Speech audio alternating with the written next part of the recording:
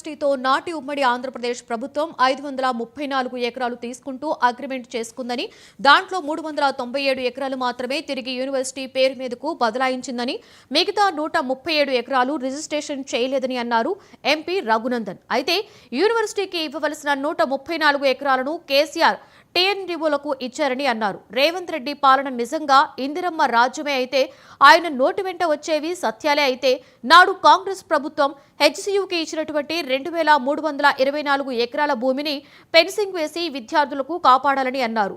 కేసులు ఎత్తివేశామని పైపైన నటించే కార్యక్రమాలు మానుకోవాలని అన్నారు.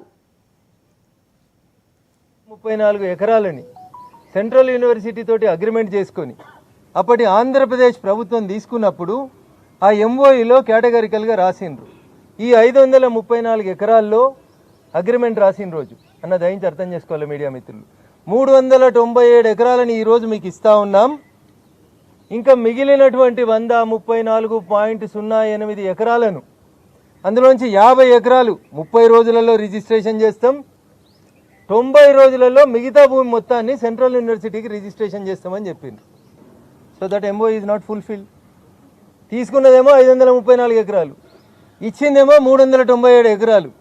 మిగతా 134 ఎకరాలని ఈ శుద్ధపూస సత్యవాకులు వలుతున్నటువంటి శుద్ధపూసల నాయన అక్కడ టీఎన్జీఓలకు ఇచ్చేసిండు.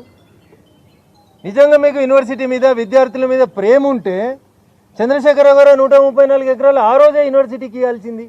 టీఎన్జీఓలకు ఎందుకు ఇచ్చిర్రు? వీడికి వచ్చి టీఎన్జీఓలకు ఇచ్చే ఆడికి ఉస్మానియా యూనివర్సిటీకో ఈడ డబుల్ బెడ్రూమ్ కడదాం, ఈ జాగా మంచిగా ఉందని చెప్పి.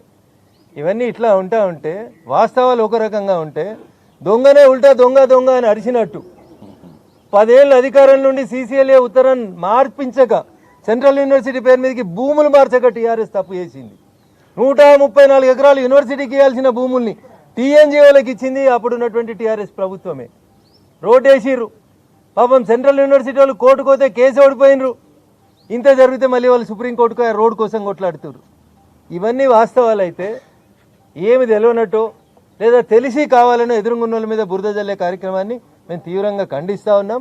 సెంట్రల్ యూనివర్సిటీకి ఇచ్చిన 2324 ఎకరాల భూముల్ని అయ్యా రేవంత్ రెడ్డి గారు, నీ నోటెక్కేలు వచ్చే మాట సత్యమే అయితే, నీ పాలన ఇందిరమ్మ రాజ్యమే అయితే, నువ్వు ఏ ఇందిరమ్మ పేరు చెప్పుకొని అయితే బతుకుతున్నావో ఆ ఇందిరమ్మ నాటి కాంగ్రెస్ ప్రభుత్వం ఇచ్చిన 2324 ఎకరాలకి ఫెన్సింగ్ ఎత్తావా, గోడ కడతావా కట్టి ఆ విద్యార్థుల్ని కాపాడు. ఉత్తుతగా పైకి కేసులు ఎత్తేసినామని నటించేటువంటి కార్యక్రమాలు మానుకోండి.